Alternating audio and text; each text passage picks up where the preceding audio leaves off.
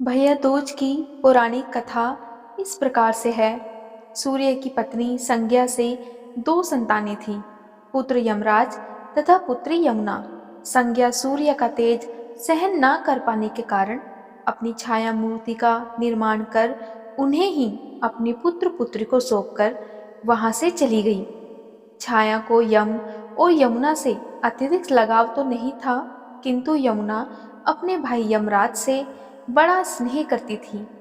यमुना अपने भाई यमराज के यहाँ प्राय जाती और उनके सुख दुख की बातें पूछा करती तथा यमुना यमराज को अपने घर पर आने के लिए भी आमंत्रित करती, किंतु व्यस्तता तथा अत्यधिक दायित्व के कारण वे उसके घर नहीं जा पाते थे। एक बार कार्तिक शुक्ल द्वितीया को यमराज अपनी बहन यमुना के घर अचानक जा पहुंचे। बहन के घर जाते समय यमराज ने नरक में निवास करने वाले जीवों को मुक्त कर दिया। बहन यमुना ने अपने सहोदर भाई का बड़ा आदर सत्कार किया, विविध व्यंजन बनाकर उन्हें भोजन कराया तथा भाल पर तिलक लगाया। जब वे वहां से चलने लगे तब उन्होंने यमुना से कोई भी मनोवांछित वर मांगने का अनुरोध किया। यमुना ने उनके आग्रह को देखकर कहा, भैया, यदि आप मुझे वर देना ही चाहते हैं तो यह वर दीजिए कि आज के दिन प्रतिवर्ष आप मेरे यहाँ आया करेंगे और मेरा आतिथ्य स्वीकार करेंगे।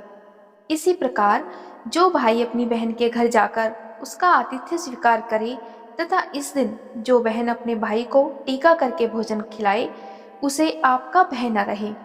इसी के साथ उन्होंने यह भी वरदान दिया कि यदि इस दिन भाई बहन यमुना नदी में डुबकी लगाएंगे तो वे यमराज के प्रकोप से मुक्त रहेंगे। यमुना की प्रार्थना को यमराज ने स्वीकार कर लिया। तभी से भाई बहन का यह त्योहार मनाया जाने लगा। भैया दूज त्योहार का मुख्य उद्देश्य भाई बहन के मध्य सद्भावना और प्रेम स्थापित करना है। जो पुरुष यम द्वितीया को बहन के हाथ का खाना खाता है उसे धर्म, धन, अर्थ, आयुष्य और विविध प्रकार के सुख प्राप्त होते हैं। भैया दूज की दूसरी कथा। एक बुढ़िया थी, उसके 7 बेटे और एक बेटी थी। बेटी की शादी हो चुकी थी। जब भी उसके बेटे की शादी होती, फेरों के समय एक नाग आता और उसके बेटे को डस लेता था। बेटा वही खत्म हो जाता था और बहू विधवा। इस तरह उसके 6 बेटे मर गए। 7वें की शादी होनी बाकी थी। इस तरह अपने बेटों के मर जाने के दुख से बुढ़िया रो रो कर अंधी हो गई। भाई दूज आने को हुई तो भाई ने कहा कि बहन से तिलक कराने जाऊंगा। माँ ने कहा, ठीक है। उधर जब बहन को पता चला कि उसका भाई आ रहा है तो वह खुशी से पागल होकर पड़ोसन के गई और पूछने लगी कि जब बहुत प्यारा भाई घर आए तो क्या बनाना चाहिए। पड़ोसन उसकी खुशी को देखकर जल भुन गई और कह दिया कि दूध से रसोई लेप, घी से चावल पका। तब उसकी बहन ने ऐसा ही किया। उधर भाई जब बहन के घर जा रहा था तो उसे रास्ते में एक सांप मिला। सांप उसे डसने को हुआ। तब भाई बोला, तुम मुझे क्यों डस रहे हो? सांप बोला, मैं तुम्हारा काल हूँ और मुझे तुमको डसना है। भाई बोला, मेरी बहन मेरा इंतजार कर रही है। मैं जब तिलक करा के वापस लौटूंगा तब तुम मुझे डस लेना। सांप ने कहा, भला आज तक कोई अपनी मौत के लिए लौट के आया है जो तुम आओगे? भाई ने कहा, अगर तुझे यकीन नहीं है तो तू मेरे झोले में बैठ जा। जब मैं अपनी बहन के तिलक कर लूं तब तू मुझे डस लेना। सांप ने ऐसा ही किया। भाई बहन के घर पहुंचा। दोनों बहुत खुश हुए। भाई बोला, बहन जल्दी से खाना दे, बड़ी भूख लगी है। लेकिन बहन क्या करे, न तो दूध की रसोई सूखे न ही घी में चावल पके। तब भाई ने पूछा कि बहन इतनी देर क्यों लग रही है, तुम क्या पका रही हो? तब बहन ने बताया कि ऐसे ऐसे किया है। भाई बोला, पगली, कहीं घी में भी चावल पके हैं या दूध से भी कोई रसोई लीपे हैं? गोबर से रसोई लीप, दूध में चावल पका। बहन ने ऐसा ही किया। खाना खा के भाई को बहुत जोर की नींद आने लगी। इतने में बहन के बच्चे आ गए। बोले कि मामा हमारे लिए क्या लाए हैं? भाई बोला, मैं तो कुछ नहीं लाया। तब बच्चों ने वह झोला ले लिया जिसमें सांप था और जैसे ही उसे खोला उसमें हीरो का एक हार निकला।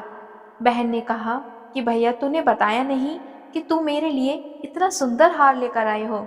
भाई बोला कि बहना तुझे पसंद है तो तू रख ले, मुझे हार का क्या करना। अगले दिन भाई बोला अब मुझे जाना है, मेरे लिए खाना बना दे। बहन ने उसके लिए लड्डू बना के एक डब्बे में रख दिए। भाई कुछ दूर जाकर थककर एक पेड़ के नीचे सो गया। उधर बहन के जब बच्चों को भूख लगी तो उन्होंने अपनी माँ से कहा कि माँ हमें खाना दे दो।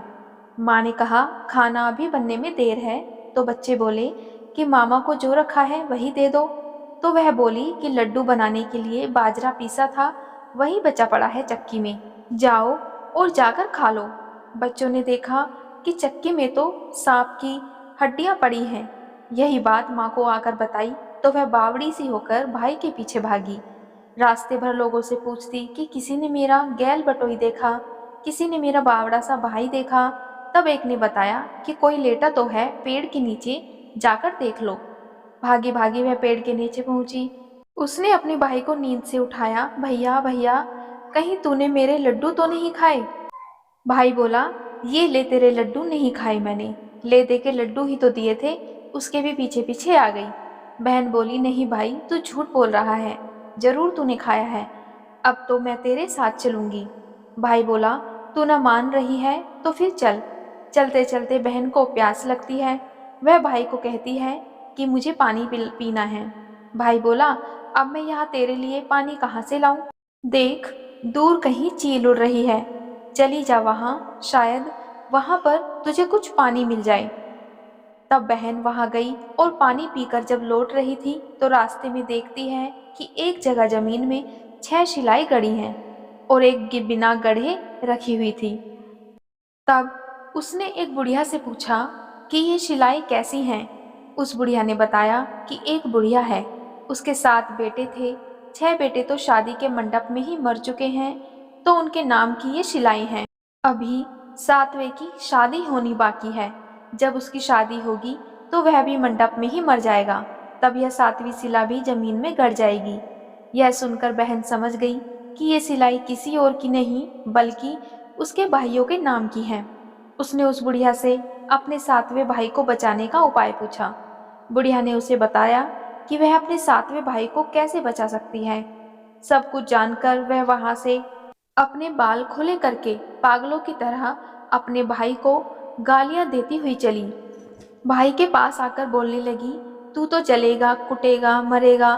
भाई उसके ऐसे व्यवहार को देखकर चौंक गया, पर उसे कुछ समझ नहीं आया। इसी तरह दोनों भाई बहन माँ के घर पहुंच गए। थोड़े समय के बाद भाई के लिए सगाई आने लगी, उसकी शादी तय हो गई। जब भाई को सेहरा पहनाने लगे तो वह बोली इसको क्यों सेहरा बांधेगा, सेहरा तो मैं पहनूंगी, यह तो जलेगा मरेगा। सब लोगों ने परेशान होकर सेहरा बहन को दे दिया। बहन ने देखा उसमें कलंगी की जगह सांप का बच्चा था।